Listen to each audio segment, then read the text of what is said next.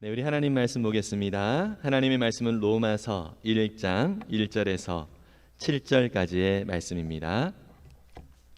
네, 신약성경 239면 로마서 1장 1절에서 7절까지의 말씀입니다. 네, 우리가 한 목소리로 같이 천천히 말씀을 생각하면서 읽도록 하겠습니다. 같이 읽습니다. 예수 그리스도의 종 바울은 사도로 부르심을 받아 하나님의 복음을 위하여 택정함을 입었으니 이 복음은 하나님이 선지자들을 통하여 그의 아들에 관하여 성경에 미리 약속하신 것이라. 그의 아들에 관하여 말하면 육신으로는 다윗의 혈통에서 나셨고 성결의 영으로는 죽은 자들 가운데서 부활하사 능력으로 하나님의 아들로 선포되셨으니 곧 우리 주 예수 그리스도시니라. 그로 말미암아 우리가 은혜와 사도의 직분을 받아 그의 이름을 위하여 모든 이방인 중에서 믿어 순종하게 하나니 너희도 그들 중에서 예수 그리스도의 것으로 부르심을 받은 자니라. 로마에서 하나님의 사랑하심을 받고 성도로 부르심을 받은 모든 자에게 하나님 우리 아버지와 주 예수 그리스도로부터 은혜와 평강이 있기를 원하노라. 아멘. 네, 우리 서로 바라면서 주의 은혜 많이 받으시기 바랍니다. 서로 격려하겠습니다. 네. 네, 우리가 지난주까지 시편을 살펴보았고요. 오늘부터는 로마서를 살펴보겠습니다. 여러분 혹시 아침마다 제가 말씀 문자를 이렇게 보내드렸었는데요. 이것이 벌써 이제 5년째가 이렇게 되어지고 있더라고요. 제가 로마서를 이렇게 준비하면서 보니까 벌써 5년 전에 이 말씀 로마서의 말씀을 우리가 전체적으로 이렇게 살펴보았더라고요. 그래서 우리 교회에서 5년 이상 계신 분들은 지금까지 성경 전체를 한번 쭉 훑어보셨다라고 생각을 하시면 됩니다. 네, 감회가 새롭지요. 네, 근데 찔리시는 분들도 계실 거예요. 네, 그냥 건성으로 보신 분들. 네, 그렇지만 이제부터라도 또 하나님의 말씀을 더 사모하면서 하나님의 말씀을 정말 내가 처음부터 끝까지 한번 이렇게 훑어보면서 하나님께서 우리 가운데 허락하신 그 은혜들이 무엇인가라고 하는 것을 마음에 더 기대함으로 여러분들이 매일마다 말씀을 또 접할 수 있기를 바랍니다. 네, 오늘 로마서를 이렇게 살펴보게 되는데요. 로마라고 하는 도시에 우리 바울 선생님이 편지를 쓰는 편지로 보낸 책이 바로 이 로마서입니다. 여러분 로마서는요 특히 신약 성경의 몇 번째 책이냐면 6번째 책입니다. 신약 성경을 보면 맨 앞에 4개의 복음서가 있죠. 마태, 마가, 누가, 요한 이렇게 4개의 사복음서가 있고요. 그 다음에 이어지는 성경이 사도행전입니다. 5번째 책이 사도행전입니다. 그래서 복음서를 통해서는 예수님이 어떠한 분이신가라고 하는 것을 보여주고 있고요. 사도행전을 통해서는 이 예수 그리스도의 십자가와 그 부활의 은혜로 인하여서 이 땅에 교회가 어떻게 세워지고 또 하나님의 백성들이 어떻게 세워지는가라고 하는 것을 사도행전에서 묘사를 해주고 있지요. 그리고 나머지 사도행전 이후에 나오는 이 로마서부터 마지막 요한계시록까지는 이제 편지로 보는데요. 일단 요한계시록은 예언서로 이렇게 우리가 보통 그렇게 보고 있습니다. 그래서 요한계시록 바로 직전까지 우리 유다서까지 보면은 전부 다 21권의 책들을 서신서라고 합니다. 신약성경은 전부 다 27권이거든요. 27권 중에서 21권이 서신서고요. 그 서신서 중에서 13권을 바울이 썼습니다. 바울이 썼고 이 로마서도 바울이 쓴 책이고요. 근데 사실 순서로 따지면 데살로니가 전서가 먼저 와야 되는데 그러니까 쓰여진 순서에 따라서 이렇게 글이 배치가 되어진 것이 아니라 어떻게 보면 좀 중요도에 따라서 그렇게 배치가 된 게 아닌가 이런 좀 생각이 듭니다. 로마서는요, 바울이 사실 로마에 가본 적이 없습니다. 가본 적이 없는 상태에서 로마에 대한 소식을 듣고 로마에 있는 그리스도인들에게 하나님의 그 복음을 잘 전해주고 싶은 그 마음에 쓴 편지예요. 3차 전도 여행을 하면서 3차 전도 여행 끝 무렵에 고린도라고 하는 도시에 이 바울이 있었거든요. 거기에서 로마서를 써서 그것을 이제 로마에 보내게 됩니다. 그래서 쓰여진 것이 바로 이제 로마서이고요. 특별히 이 로마서는요, 많은 우리인들, 우리의 많은 이제 믿음의 선진들의 아주 상당한 영향을 주었던 책으로 많이 알려져 있지요. 기독교 그리스도를 믿는, 예수님을 믿는 그 믿음에 관하여서 아주 핵심적인 그런 내용을, 복음의 그 핵심을 잘 담은 책으로 그렇게 알려져 있습니다. 그래서 이 로마서를 통해서 특히 루터 같은 경우는 종교 개혁을 일으키는 데 있어서 상당히 큰 영향력을 주었죠. 특별히 뭐 종교 개혁을 루터가 일으키려고 일으킨 것이 아니라 하나님의 말씀이 이것인데 이 하나님의 말씀대로 우리가 살지 못하고 있네. 우리 교회가 하나님의 말씀대로 온전하게 나아가지 못하고 있네. 이것을 기억하면서, 그것을 확인하면서 이 로마서를 통하여서 조금씩 그러한 개혁, 새로운 개혁이라고 하는 것은 뭐 이렇게 뒤집어 엎는다라기보다는 원래대로 돌아가는 거예요. 원래 말씀대로 돌아가는 것. 이것이 바로 루터의 종교 개혁을 일으켰던 그런 시발점이 바로 이 로마서였다라고 볼 수 있고요. 또 위대한 교부 중에 한 사람, 어거스틴이라고 하는 사람이 있죠. 이 사람도 아주 방탕한 사람이었어요. 그런데 이 로마서를 물론 이제 환상 중에 책을 읽어라 이 음성을 듣고 로마서를 읽게 됐는데 거기에서 완전히 회개하고 정말 하나님의 귀한 사역을 위하여 새롭게 거듭나는 그러한 사람이 되었습니다. 그래서 이 로마서가 또 쓰여진 그 역사적인 그 배경을 보면은요, 로마라고 하는 이 도시에 어찌 됐든 그리스도인들이 생겨나게 됐습니다. 여러분들이 역사적으로 보면 예루살렘 그 교회에 있었던 그리스도인들이 핍박을 당하면서, 우리 사도행전에 보면 그런 내용이 나오죠. 핍박을 당하면서 곳곳으로 이렇게 흩어지게 됩니다. 그러면서 이제 이 로마로까지 복음을 받은 그 그리스도인들이 오게 됐고요. 근데 이 로마라고 하는 지역은 유대인들의 지역이라기보다는 이방인의 지역이잖아요. 그러니까 이제 흩어진 유대인들과 또 그 복음을 받은 또 이방인 그리스도인들이 같이 섞여서 교회를 이루게 되었고요. 그 로마의 네 번째 황제였던 글라우디오 황제라고 하는 이 황제가 통치를 하고 있을 때 특히 이 로마의 유대인들과 그리고 헬라인들, 이방인들 사이에서의 아주 상당한 그 갈등이 많이 있었다고 합니다. 그래서 이 글라우디오 황제가 이 유대인들을 다 이렇게 추방을 해요. 그래서 여러분들이 잘 아시는 브리스길라, 아굴라 이 두 부부도 이때 추방을 당하게 되는 것이죠. 그런데 이 유대인들이 추방을 당했다가 이 글라우디오가 이제 글라우디오 황제가 이제 죽게 되는데요. 사실 이제 이 글라우디오 황제의 그 상황을 보면 참 많이 안타까워요. 아주 세상적인 그런 가치에 따라서 이렇게 참 가정을 보면 참 안타까운데, 처음에는 그 메살리나라고 하는 그 아내가 있었어요. 근데 아내의 영향력이 너무 크다 보니까 이 글라우디오 황제가 이 아내를 이렇게 죽입니다. 그리고 또 다른 아내를 얻게 되는데 조카 아그리피나를 또 얻게 되어져요. 근데 이 아그리피나는 글라우디오 황제가 아내를 죽인 것을 알고 있잖아요. 자기도 생명의 위협이 있으니까 먼저 선제 공격을 합니다. 그래서 독사를 시켜요. 그래서 이제 나오는 아들이 바로 이제 그 뒤에 황제가 되는 사람이 네로가 이제 황제가 되어집니다.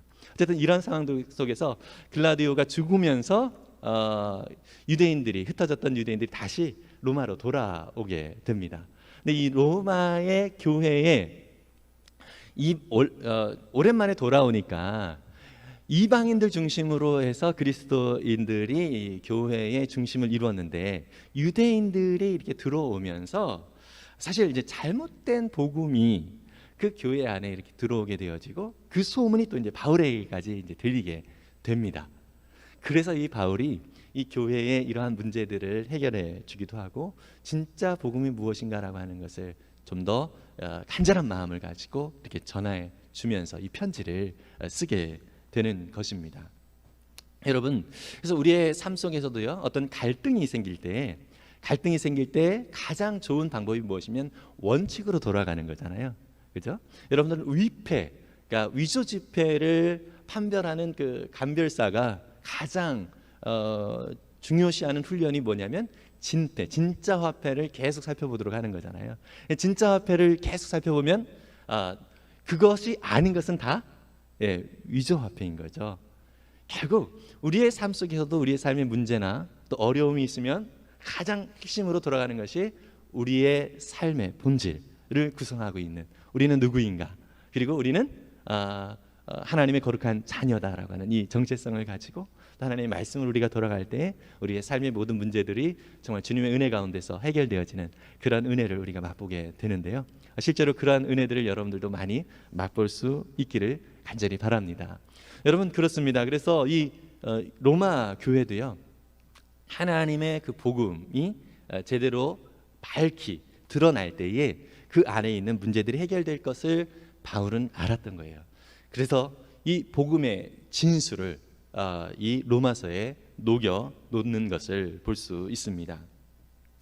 그리고 한 가지로 또 바울이 이제 편지를 보내면서 바울은 끝까지 이 복음이 잘 전달이 되어지기를 원했거든요. 그래서 이 로마도 가기를 원했어요. 로마가 사실 목적은 아니라 로마를 통해서 어디까지 가냐면 지금의 스페인, 서바나라고 이제 성경에 표현되어 있는데요. 그 스페인까지, 그때는 스페인이 땅끝이라고 여겨졌잖아요. 유럽의 끝이니까, 그죠? 물론 지금은 포르투갈이라고 하는 나라가 더 끝에 있지만 어쨌든 그러한 마음을 가지고 이 로마 교회가 자신의 그 선교 사역에 좀 협력자가 되기를 바라는 그런 마음도 있어서 이 로마서를 보내게 됩니다. 그래서 이 로마서를 우리가 이제 오늘 살펴보면서 처음 서두 1절부터 7절까지를 보았는데요. 1절부터 7절까지는 어떤 내용을 담고 있느냐 하면 바울 자신이 어떤 존재인가라고 하는 것을 자기 자신을 소개를 하고요. 그리고 복음에 대해서 간략하게 소개를 합니다. 그리고 이 로마서를 받게 되는 이 로마 교회의 성도들이 어떤 존재인가라고 하는 것에 대하여 바울이 분명하게 밝혀주고 있습니다. 즉 우리가 누구인가에 따라서 우리의 삶의 양식, 행동의 양식이 나오게 됩니다.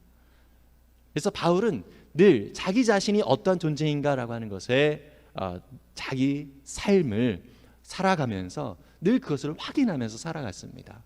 저와 여러분들도 내가 누구인가라고 하는 것을 늘 확인을 하면 그 속에서 내가 그러면 오늘 어떻게 살아야 될 것인가가 나오게 되는 것이죠. 그래서 우리는 내가 생각하는 대로 살아가게 되어지는 그런 경향이 있습니다. 그래서 우리의 마음이 또 우리의 생각이 무엇으로 채워져 있느냐에 따라서 우리의 삶이 나오는 것이기 때문에 결국 하나님의 거룩한 백성으로서 우리의 삶 속에서 이 하나님의 말씀이 어떠한 것인가라는 것을 분명히 알 때에 우리의 삶이 거기에서 더 정확한 삶이 나올 수 있게 되는 것이죠. 여러분, 복음이라고 하는 것을 우리 바울이 먼저 이제 소개를 하고 있는데요. 복음이라고 하는 말을 참 우리가 많이 쓰는데 한번 제가 질문을 드립니다. 여러분들은 복음이라고 하는 그 말에 이 단어를 어떻게 설명할 수 있을까요? 여러분들이 생각하는 이 복음, 나는 복음을 이렇게 설명할 수 있다. 한번 스스로 내면에 이렇게 생각을 좀 해보셨으면 좋겠습니다. 여러분들 과연 복음을 뭐라고 설명할 수 있겠습니까? 여러분, 바울은요 오늘 자기 자신을 소개하면서 이 복음에 대해서 소개를 하게 되는데요. 이 복음이라고 하는 이 말은 말 그대로 기쁜 소식이죠. 헬라어로서 유앙겔리온이라고 하는 단어를 사용하는데요. 유라고 하는 것은 좋은이라고 하는 의미를 가지고 있고, 앙겔리아 그 뒤에 나오는 그 표현은 메시지, 소식, 명령 이런 의미를 담고 있습니다. 그래서 좋은 소식, 기쁜 소식, 이것이 바로 유앙겔리온, 헬라어로 복음이라고 하는 단어가 담고 있는 것입니다. 그런데 여러분, 이 복음이라고 하는 이 유앙겔리온이라고 하는 단어는요, 이 바울이 쓰기 전부터 이 로마에 아주 많이 쓰였던 단어예요.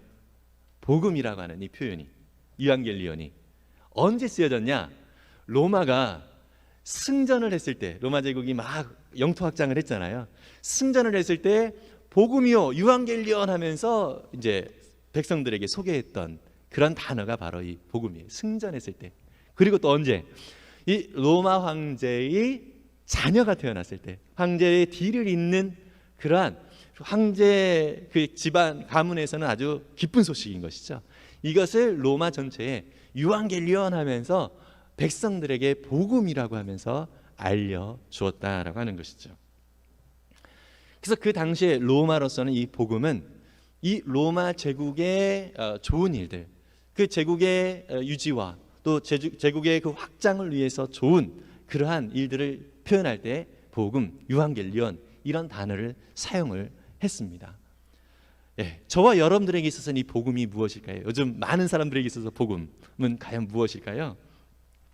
돈 많이 버는 것, 예, 건강한 것, 그다음에 뭐 화목하게 지내는 것, 뭐 이런 것들이 아마 복음이 될 것입니다. 이런 것들이 있을 때 나한테 기쁜 소식이 되어질 수 있다라고 하는 것이겠죠. 그런데 여러분, 성경에서 말하는 이 복음은 과연 무엇일까요?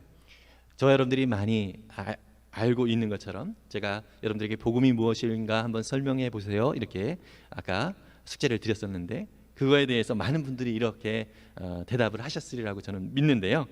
성경에서는 하나님께서 예수 그리스도를 통해서 죄인인 인간을 구원하신 기쁨의 복된 소식을 가리키는 말로 복음이라고 하는 단어를 사용을 하고 있죠. 예수 그리스도를 통해서 죄인된 인간을 구원하신 이 놀라운 기쁨의 은혜들, 이 소식을 가리켜서 복음이다라고 얘기를 하는 것이죠. 그래서 우리에게는 이 복음이라고 하는 단어 속에요, 오늘 바울도 이 복음이라고 하는 이 단어를 앞에 형용사를 따로 붙였어요. 1절에 어떤 형용사를 썼냐면 하나님의 복음이라고, 로마가 얘기하고 있는 복음과 구별되어서 하나님의 복음이라고 그렇게 표현을 하고 있는 것을 볼 수 있습니다. 그래서요, 성경 곳곳에서 보면 이 복음이라고 하는 단어의 앞에 그 형용사가 많이 쓰여요.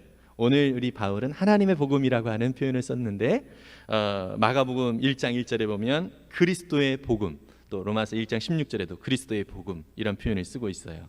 그다음에 사도행전 20장 24절에는 하나님의 은혜의 복음이라고 하는 단어를 쓰고 있고요. 그다음에 에베소 1장 13절에는 구원의 복음, 그다음에 마태복음 4장 23절에는 천국 복음, 그다음에 고린도후서 4장 4절에는 영광의 복음, 에베소 6장 15절에는 평안의 복음. 이렇게 해서 앞에 이 복음이라고 하는 단어에 그 당시에 로마 사람들이 생각하고 있었던 이 복음과 구별되어지도록 형용사를 쓰고 있는 것을 볼 수 있습니다. 그래서 복음이라고 하는 것은 예수님께서 십자가의 부활을 통해서 저와 여러분들의 주님이 되어주셨다, 이러한 기쁜 소식인 것이죠. 근데 여러분, 이것이 왜 기쁜 소식입니까? 왜 기쁜 소식인가요? 저와 여러분들은 사실 예수님이 아니셨으면, 우리 하나님이 아니시면 우리는 죄의 노예로 살 수밖에 없는 그러한 존재였다는 것이죠. 근데 이러한 존재가 예수님의 그 십자가의 그 사랑으로, 하나님께서 그 아들을 보내주신 그 사랑으로 말미암아 이 모든 죄의 권세를 다 무너뜨리셨다는 거죠. 그리고 이제 우리를 구원하셔서 하나님 나라의 백성으로 살아갈 수 있는 은혜를 허락해 주셨다라고 하는 것, 이것이 참으로 놀라운 그 복음인 것입니다. 그런데 여러분, 저와 여러분들의 삶 속에서 일생 동안 살아오면서 좀 기뻤던 일들을 이렇게 돌이켜 보면은요, 대부분 좀 이렇게 그 일들이 순간 좀 기쁘고 좀 시간이 지나면 이렇게 더 좀 이렇게 약해지는, 그 감회가 좀 약해지는 그런 부분들이 있는데요. 여러분, 이 복음도 마찬가지입니다. 이 복음도 많은 사람들이 이 감격과 은혜 가운데 하나님의 그 복음을 받아들이는데 살아가다 보면 예전의 습성이 나와가지고 그냥 식어지는 경우가 있고요. 또 물론 이 복음은요, 어떤 분들에게는 그 감격이 더욱더 커지고 커져서 하나님의 은혜와 사랑 안에서 정말 더 깊은 그러한 은혜의 경지까지 들어가는, 아주 날마다 기쁨과 감사함으로 나아가는 이러한 경우도 참 많이 있습니다. 사람마다 달라요. 실감하는 정도가 다르다는 것이죠. 오늘 이 말씀을 듣고 있는 우리는 과연 이 복음에 대해서 어떻게 실감이 되어지고 있는가 한번 살펴보면 좋겠습니다. 어떤 경우에는 정말 내가 복음을 제대로 알고 있나? 이런 생각, 어떤 그 감격의 경험 이조차도 내게 있는가? 이런 생각이 드는 분들도 있을는지 모르겠습니다. 마치 뭐와 같냐면 어떤 어린아이가 화재 현장에서 잠을 자다가 구출을 당했어요. 화재 현장이었는데 잠을 자다가 엄마가 그 아이를 데리고 와가지고 낚아채서 이제 급하게 나오는 바람에 다행히 이 아이는 생명을 얻게 되었어요. 근데 잠을 자다가 깨어보니까 그냥 똑같은 일상이 되어지는 것이죠. 근데 이 아이는 자기는 인식하지 못하고 있습니다. 그런데 결과적으로 뭐예요? 구출을 받았다는 거예요. 자기는 인식하지 못하는 거예요. 그런데 이 아이가 나중에 커가서 그 소식을 깊이 알게 되고 그게 얼마나 자기에게는 소중한 은혜를 입은 것인가라는 것을 결국 알겠죠. 이해가 되시나요? 그때 자기의 인생을 다시 한번 돌아보게 될 것입니다. 여러분, 하나님께서 우리 가운데 주시는 이 복음은 지금 우리가 얼마나 느끼느냐 느끼지 못하느냐, 사실 이것도 상당히 중요하지만 더 중요한 것은 하나님이 우리를 위하여 행하신 일에 대한 인식인 거예요. 하나님께서 죄인된 나를 위하여 그 아들 예수님을 보내주셨다는 거예요. 어떤 분들에게는 이것이 정말 감격스럽게 다가올 수 있을 것입니다. 어떤 분들은 그래서 뭐? 그래서 어쩌라고?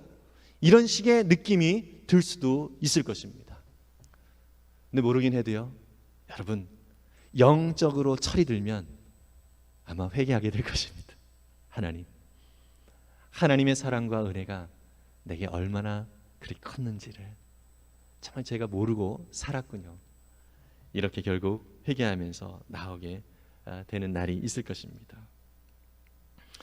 여러분, 그래서 우리는 이 구원의 은혜를 입는 것은요, 두 가지 경우가 있습니다. 한 가지는 뭐냐면 자꾸 이렇게 찾는 그런 분들도 있어요. 정말 내가 이 삶을 하나님의 은혜를 더욱더 알기 위해서 어떻게 해야 되는가, 더 알고 싶다. 사실 이런 생각이 드는 분들 계시지 않습니까? 저도요, 사춘기에 저는 어려서부터 신앙생활을 많이 했었어요. 그렇기 때문에 6살 때부터 신앙생활을 했기 때문에 교회 문화에 많이 익숙해져 있었습니다. 그런데 사춘기가 되니까 정말 하나님이 계신가? 내가 왜 교회를 다니지? 이러한 생각이 저를 막 사로잡는 겁니다. 예. 그러면서 이 신앙이란 무엇인가? 이런 생각들이 자꾸 이제 제 안에 이제 들게 되는 것이죠. 그때부터 좀 고민이 되게 됐습니다.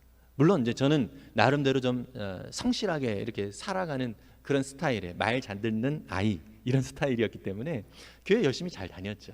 그런데 내면에는 어떤 생각이 들었냐면, 과연 정말 내가 이렇게 이 예수님을 믿는다라고 말하고 교회를 다니는 게 어떤 의미인가, 이런 생각에 좀 시달렸습니다. 그래서 좀 나름대로 찾으려고 많이 애를 썼어요. 그래서 성경을 더 가까이 이렇게 많이 또 읽으려고 노력을 했고요. 근데 뭐 감흥이 있어야죠. 없어가지고 상당히 좀 고민이 많이 되었던 그런 때가 있습니다. 그래서 저 같은 경우는 좀 찾으려고 많이 애를 썼습니다. 근데 개인적으로는 어느 순간에 저도 모르겠어요. 왠지 모르게 제가 이렇게 찾아서라기보다는 왠지 모르게 순간에 예수님이 나를 위하여 이 땅에 오셨고 나의 죄를 위해서 죽으셨다는 이 사실이 정말 이렇게 느껴지고 믿어지더라고요. 이게 저는 정말 너무 희한했습니다. 느껴지고 믿어진 거. 여러분, 오늘 로마서를 쓴 이 바울도 마찬가지 아닙니까? 바울은요, 원래 예수님 믿는 사람들을 핍박하는 사람이에요. 그래서 저기 다메섹이라고 하는 도시에 예수 믿는 사람들이 있다라는 소식을 듣고 그 사람들을 핍박하기 위하여 가던 도중에 하나님의 강권적인 음성을 듣고 그가 확 변화가 되어진 거잖아요. 바울이 하나님을 찾은 게 아닙니다. 저는 그래도 하나님을 찾기라도 했죠. 좀 저 알고 싶습니다. 이런 마음으로 더 이렇게 갈구를 하긴 했지만 바울은 절대로 그거 아니었습니다. 오히려 반대로 행동했던 사람입니다. 근데 전적으로 하나님이 그에게 은혜를 주신다는 거죠. 여러분, 예수님을 믿는 과정들 속에서 우리는 대부분 이렇게 두 가지 과정들이 좀 있는 것 같습니다. 이 복음에 대하여 실감을 하는 정도가 그래서 사람마다 좀 다른 것 같습니다. 분명한 것은 여러분, 아까 화재 현장에서 구출된 아이에 대한 얘기를 했죠. 여러분, 영적으로 우리가 철이 들면 와, 내가 받은 이 구원이 얼마나 큰 거였는지를 비로소 깨닫게 되어지고요. 그리고 또 한 가지 깨닫는 것은 이것은 내가 누구에게 너 믿어봐 이렇게 할 수 있는 게 아니라는 걸 알게 돼요. 왜요? 하나님의 은혜가 내게 임해서 믿어진 거니까. 그래서 어떻게 합니까? 이 은혜를 알지 못하는 영혼들을 위하여 그냥 긍휼함으로 기도하게 되어지는 거예요. 하나님, 저에게 은혜를 주셨던 것처럼 우리 가족들에게, 하나님을 알지 못하는 저 영혼에게 하나님 은혜를 주세요. 이러면서 더 하나님을 보여줄 수 있도록 내가 주변에서 말과 행동을 조심하게 되어지는 거예요. 하나님의 은혜와 사랑이 그 사람에게 나타나도록 그런 간절한 마음으로 우리가 나아가게 되는 것이죠. 그래서 우리는 늘 생각하기를 죄와 허물로 죽었던 존재다, 이 사실을 깨달아야 되는 것입니다. 에베소서 2장 1절부터 5절까지 보면은요, 우리 함께 좀 읽어보도록 하겠습니다. 에베소서 2장 1절부터 5절까지의 말씀입니다. 우리의 존재가 어떤 존재였는가 한번 보겠습니다. 시작. 그는 허물과 죄로 죽었던 너희를 살리셨도다. 그때 너희는 그 가운데서 행하여 이 세상 풍조를 따르고 공중의 권세 잡은 자를 따랐으니 곧 지금 불순종의 아들들 가운데서 역사하는 영이라. 전에는 우리도 다 그 가운데서 우리의 육체의 욕심을 따라 지내며 육체와 마음이 원하는 것을 하여 다른 이들과 같이 본질상 진노의 자녀이었더니 긍휼이 풍성하신 하나님이 우리를 사랑하신 그 큰 사랑을 인하여 허물로 죽은 우리를 그리스도와 함께 살리셨고 너희는 은혜로 구원을 받은 것이라. 아멘. 여기서 보면은요, 죄로 죽었던 너희, 그리고 전에는 우리도 다 그 가운데서 육체의 욕심을 따라 지냈던 사람들이다 얘기를 하고 있고요. 본질상 진노의 자녀였다라고 우리의 원래의 모습을 아주 적나라하게 표현을 해주고 있습니다.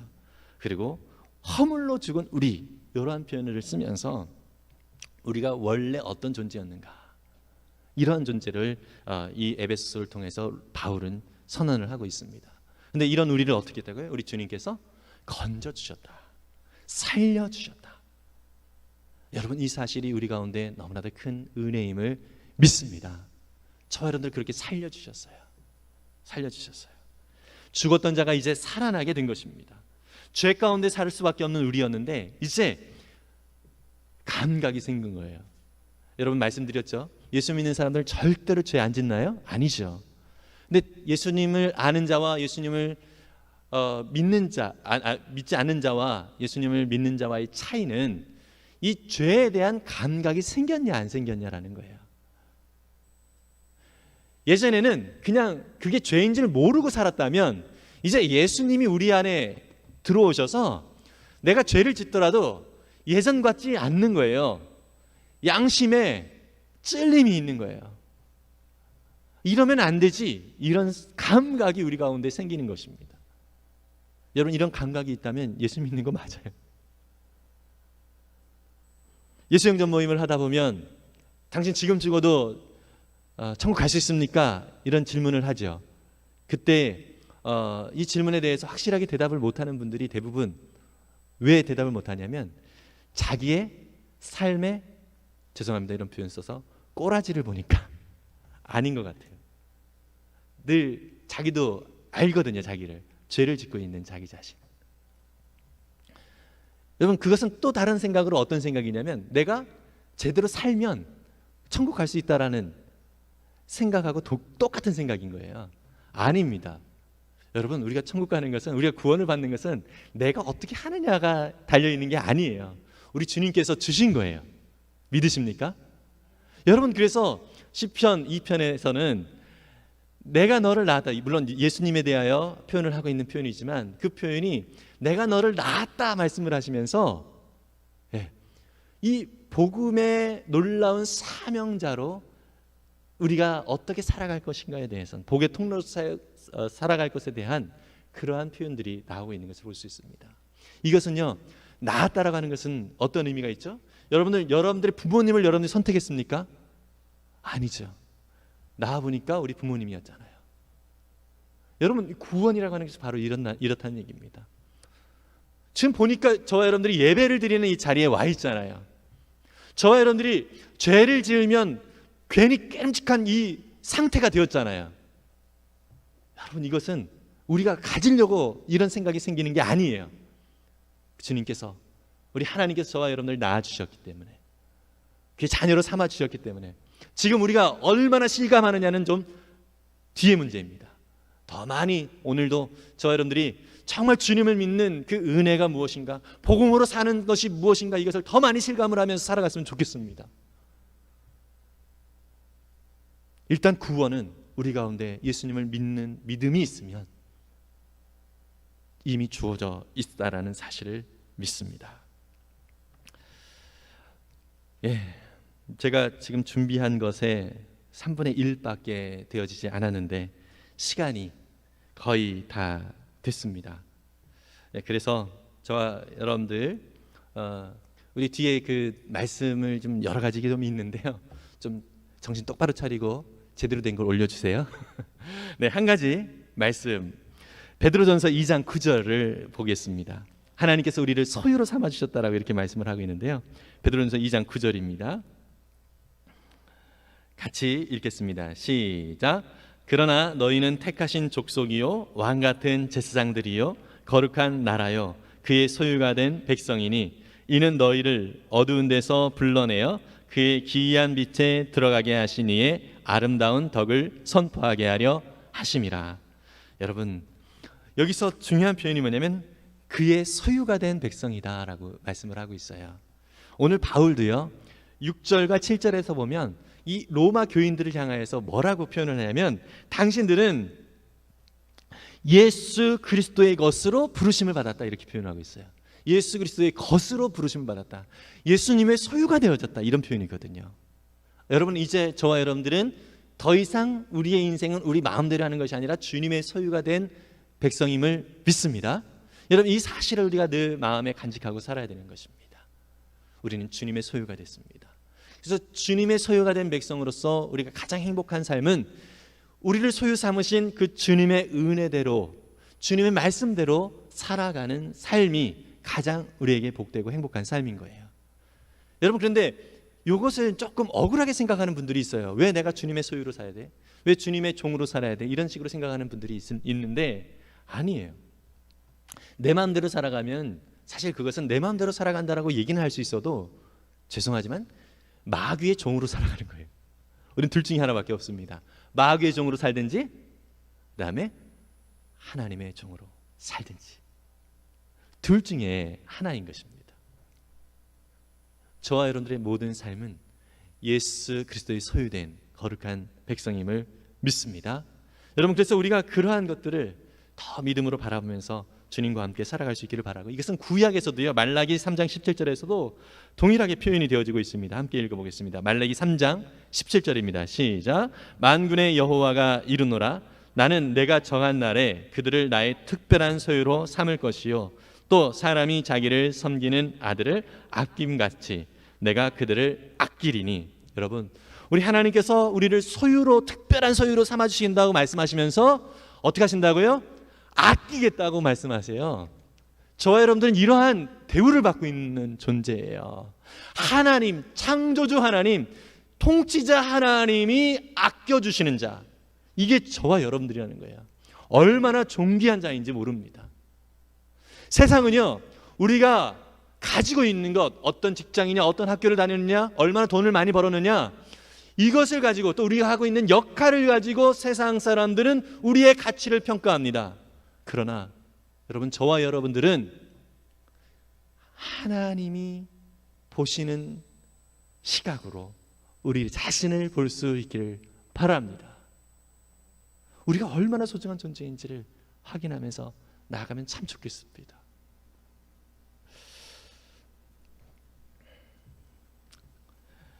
여러분, 그래서 참 좀 구체적인 예를 좀 들으려고 예화를 이렇게 했는데, 정말 세상에 썩어 빠진 생각들이 참 많이 있다는 거예요. 이런 생각들에서 우리는 과감하게 하나님의 생각으로 좀 이렇게 다시금 채워갔으면 좋겠습니다. 그래서 우리가 성도로 부름을 받았다라고 우리 7절에서 얘기를 하고 있는데요, 로마에서 하나님의 사랑을 받고 성도로 부르심을 받은 모든 자, 이렇게 표현을 하고 있어요. 로마 성도들을 향해서. 여러분, 성도는 어떤 의미죠? 거룩한 무리라는 표현이죠. 거룩한 무리, 성도. 그래서 이 성도는 세상과 구별된 자를 의미합니다. 거룩이라는 표현은 구별됐다라는 의미를 가지고 있는데, 세상과 구별된 존재라는 얘기입니다. 세상은 세상의 방식을 따라 살아가고 있지만 우리는 하나님 나라의 방식을 따라 살아가는 존재라고 하는 것이죠. 그래서 하나님 나라의 생각으로, 그 방식으로 살아가는 성도로서 우리가 부름을 받았다는 사실을 기억하면서 우리가 로마서 12장 2절을 읽고 또 마무리를 좀 하도록 합니다. 로마서 12장 2절입니다. 어떻게 우리가 살아가야 될지를 얘기를 하고 있지요. 같이 읽겠습니다. 시작. 너희는 이 세대를 본받지 말고 오직 마음을 새롭게 함으로 변화를 받아 하나님의 선하시고 기뻐하시고 온전하신 뜻이 무엇인지 분별하도록 하라. 아멘. 여러분, 이 세대를 본받지 말고 늘 하나님의 기뻐하시고 온전하신 뜻이 무엇인지를 분별하도록 그렇게 권면을 하고 있습니다. 여러분, 그래서 우리는 매사에 권면을 우리의 생각을 분별을 해야 돼요. 정말 이것이 하나님의 뜻에 맞는지 아니면 내 생각인지, 이것을 분별해야 돼요. 정말 하나님의 뜻대로 우리가 살아가고 있는가, 이것을 늘 확인하면서 나아갔으면 좋겠습니다. 엊그제 저희 밥 먹으면서 저희 딸이 어떤 글을 읽었다고 그러면서 저한테 얘기를 하는 거예요. 어떤 글에서 이런 얘기를 했다고 합니다. 자식들이 노후 대책이다, 이런 식의 뉘앙스의 글을 썼다는 거예요. 제가 그 얘기를 듣고서, 야, 노후 대책이면은 차라리 안 낳고 말지. 아이 하나 키우는데 돈이 얼마나 들어가는데.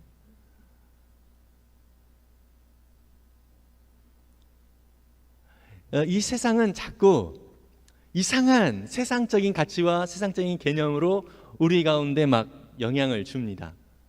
그때 우리는 하나님의 생각과 하나님의 뜻이 무엇인지를 분별하면서 하나님의 거룩한 백성으로서 아닌 것은 아니다라고 이야기할 수 있어야 하는 것이죠.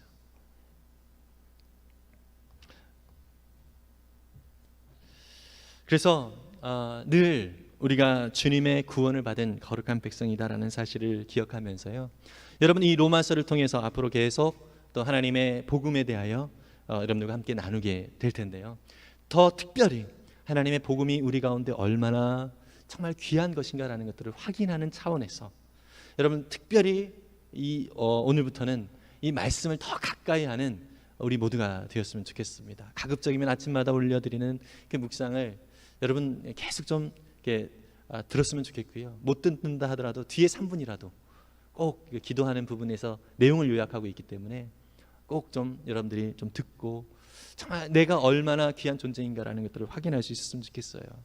여러분, 우리가 살아가다 보면 참 의구심이 많이 들어요. 내가 정말 하나님의 자녀인가라는 생각을 참 많이 갖게 되거든요. 내가 정말 구원받은 자 맞는가, 이런 의심이 많이 들어요. 이것은 하나님의 말씀 가운데 우리가 나아가지 않고 있기 때문에 그런 거예요. 그래서 하나님의 말씀 안에 우리가 늘 거할 때 그런 의심이 아니라 이제 하나님의 자녀로서 내가 어떻게 살까라는 것들을 고민하게 되는 것입니다. 마지막으로 로마서, 죄송합니다. 아까 마지막이라고 했는데 이게 아까워가지고 요한일서 5장 13절 말씀 같이 읽고 마무리를 하도록 하겠습니다. 요한일서 5장 13절입니다. 같이 읽습니다. 시작. 내가 하나님의 아들의 이름을 믿는 너희에게 이것을 쓰는 것은 너희로 하여금 너희에게 영생이 있음을 알게 하려 함이라. 아멘. 요한이 이 요한일서의 쓰신 자들에게 하나님을 믿는다, 예수님을 믿는다라는 사람들이에요. 그런데 이들이 영생이 있다라는 사실을 잘 모르는 거예요. 다시 말해서 구원의 확신이 잘 없는 거죠. 이런 사람들에게 너희들이 영생이 있음을 알게 하려고 내가 이 편지를 쓴다, 이런 표현을 쓰고 있는 거거든요. 여러분, 저도 말씀을 드립니다. 여러분들에게 구원이 있음을, 저와 여러분들이 하나님의 거룩한 자녀임을 보다 확실하게 드러내기 위해서 하나님의 말씀을 나누겠습니다. 여러분, 그러한 하나님의 거룩한 자녀임을 의심하지 말고 정말 주님의 은혜와 그 사랑 안에서 순종하면서 나아가는 우리 모두가 되기를 간절히 바랍니다. 기도하겠습니다.